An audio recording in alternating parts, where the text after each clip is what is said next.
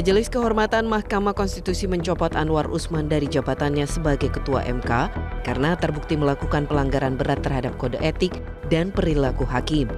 Hal ini terjadi khususnya akibat benturan kepentingan dalam penanganan perkara pengujian syarat calon presiden dan wakil presiden dalam perkara nomor 90. Majelis juga melarang Anwar ikut memeriksa dan memutus pengujian pasal 169 huruf Q UU Pemilu terkait usia capres-cawapres yang akan segera ditangani MK.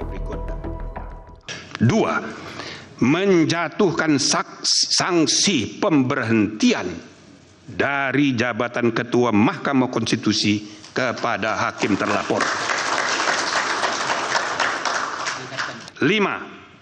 Hakim terlapor tidak diperkenankan terlibat atau melibatkan diri dalam pemeriksaan dan pengambilan keputusan dalam perkara perselisihan hasil pemilihan presiden dan wakil presiden, pemilihan anggota DPR, DPD, dan DPRD, serta pemilihan gubernur, bupati, dan wali kota yang memiliki potensi timbulnya benturan kepentingan.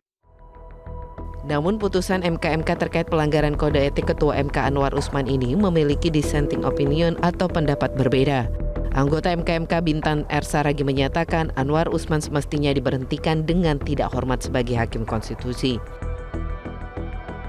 Yaitu pemberhentian tidak dengan hormat kepada hakim terlapor sebagai hakim konstitusi in caso Anwar Usman karena hakim terlapor terbukti melakukan pelanggaran berat seperti disebutkan tadi. Sanksi terhadap pelanggaran berat hanya pemberhentian tidak dengan hormat dan tidak ada sanksi lain sebagaimana diatur dalam pasal 41 huruf C. Di sisi lain MK disebut tidak bisa membatalkan putusan MK terkait perkara nomor 90.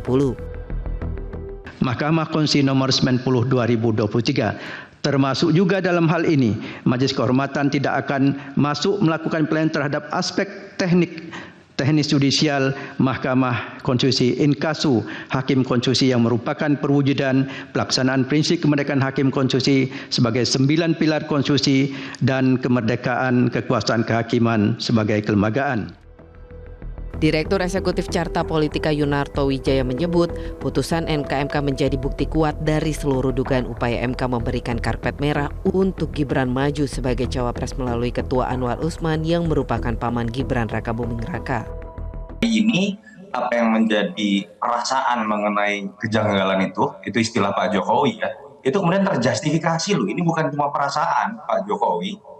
Ada keputusan hukum dari MK yang mengatakan bahwa itu betul ada pelanggaran hukum berat yang dilakukan oleh adik ipar Anda yang terkait dengan anak Anda ketika kemudian maju menjadi seorang cawapres.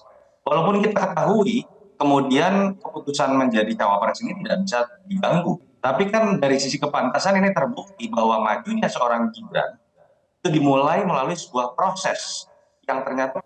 Pemirsa, putusan MK nampaknya bisa menjadi pukulan berat bagi keluarga Jokowi. Karena paman Gibran, Anwar Usman harus dicopot dari jabatannya sebagai Ketua Mahkamah Konstitusi. Namun sayangnya Anwar masih menjabat sebagai Hakim Konstitusi. Akankah tidak ada benturan kepentingan hingga akhir masa Pilpres 2024 ketika sang keponakan berlaga di kontestasi Pilpres? Kita akan bahas lengkapnya dengan pakar hukum tata negara Bivitri Susantri. Mbak Bivitri, selamat pagi. Selamat pagi.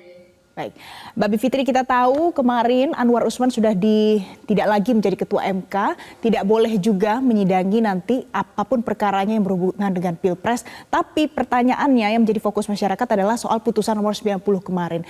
Sudah tidak bisa diganggu gugat lagi, tapi ada tidak batu uji lain yang bisa mengubah putusan sebelumnya nomor 90 tersebut?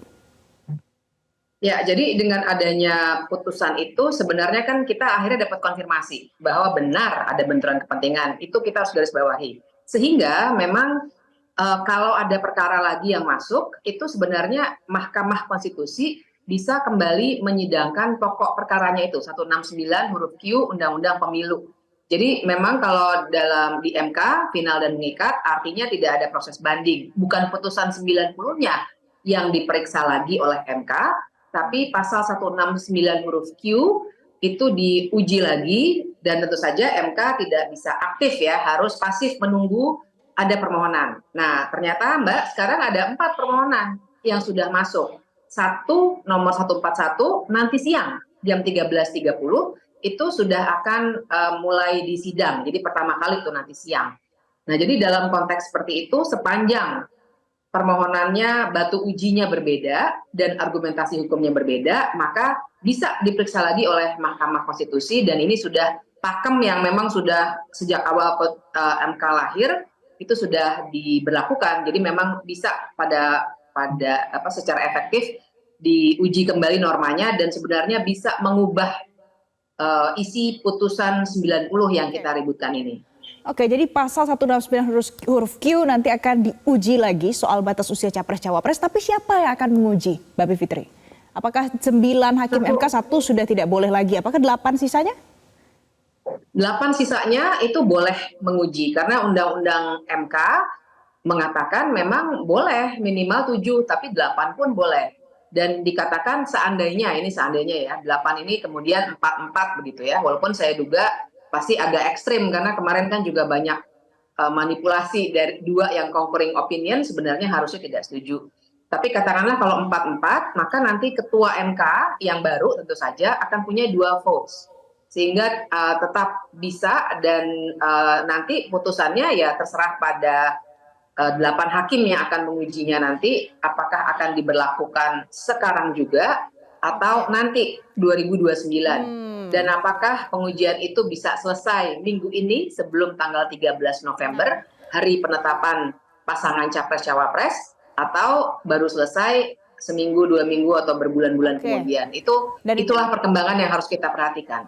Oke, dan itu juga nanti menanti apa putusan dari hakim-hakim yang mengadili dari perkara ini. Tapi Mbak Bivitri, kita tahu Anwar Usman hanya diberhentikan sebagai Ketua Mahkamah Konstitusi, tapi sekarang masih tetap menjadi Hakim Konstitusi. Pada saat ada mantan atasan yang masih ada di dalam MK seperti itu, bagaimana etiknya, moralnya hakim-hakim MK yang lain pada saat akan memutus perkara yang notabene-nya juga menyangkut Gibran Rakabuming Raka kalau untuk pasal 169 huruf Q? Pertanyaan penting sekali, karena itulah menurut saya kalau memang Anwar Usman punya itikat baik untuk mengembalikan kepercayaan publik pada MK. Jadi orientasinya bukan soal jabatan dia, tapi soal bagaimana publik melihat MK. Kalau dia punya cara berpikir yang sebaik itu sebagai negarawan, maka memang dia seharusnya mundur. Jadi memang sudah pernah ada tuh Mbak, Arsyad Sanusi namanya dulu, salah seorang hakim anggota MK, dia hanya kena teguran. Tapi karena etiknya tinggi, akhirnya dia mundur. Nah, saya kira ini sebenarnya sudah cukup jelas dia diberhentikan sebagai ketua. Benar sekali bahwa masalahnya bukan mantan atasan ya, karena mereka kolektif kolegial, jadi sebenarnya setara sih. Tapi adanya dia kan walaupun bukan sebagai ketua, sebenarnya bisa saja mempengaruhi berbagai putusan lainnya. Karena semua undang-undang sebenarnya menurut pasal 20 Undang-Undang Dasar 1945 itu dibuatnya oleh Presiden dan DPR. Nah sekarang makin terang hubungan Anwar Usman dengan Presiden ternyata membawa dampak buruk bagi putusan MK. Dengan jelasnya situasi benturan kepentingan ini, menurut saya mestinya Anwar Usman legowo saja mundur karena akan mencoreng Mahkamah Konstitusinya sendiri. Dengan begitu bisa langsung digantikan, tetap bersembilan, mudah-mudahan kepercayaan publik kembali lagi ke Mahkamah Konstitusi, dan juga nanti kinerja MK juga tentu saja 8 orang dibanding 9 orang akan jauh lebih baik untuk punya hakim secara penuh begitu ya, selalu bersembilan. Oke, kalau seandainya nanti Anwar Usman tidak mundur dari jabatannya sebagai Hakim Mahkamah Konstitusi, apa jaminannya untuk masyarakat supaya bisa percaya tidak ada benturan kepentingan di dalamnya? Karena kan kita belajar dari sejarah ada konflik of interest seperti itu, Mbak Bivitri. Iya, ini memang sulit ya. Saya kira jadi paling tidak nanti 8 hakim lainnya itu mesti mengingatkan Pak Anwar Usman tentang konteks kepercayaan masyarakat. Tapi kalaupun tidak, saya berharap mereka bisa, dan terutama ketua nanti bisa membuat nanti Anwar Usman tidak mengikuti semua, dan ini akibatnya akan menjadi pincang ya Mahkamah Konstitusinya, tapi semua perkara yang ditangani oleh Mahkamah Konstitusi jadinya tidak bisa lagi menurut saya melibatkan Anwar Usman. Dan sebenarnya kan dengan itu nanti ibaratnya seperti makan gaji buta juga begitu ya. Jadi memang sebaiknya mundur. Nah, tapi yang kedua, Mbak, memang kita harus melakukan perbaikan besar-besaran nih mengenai lembaga pengawas Mahkamah Konstitusi dan bagaimana hakim konstitusi dipilih oleh institusi-institusi yang memang akan mengirimkan 3 hakim yang mereka pilih secara institusional.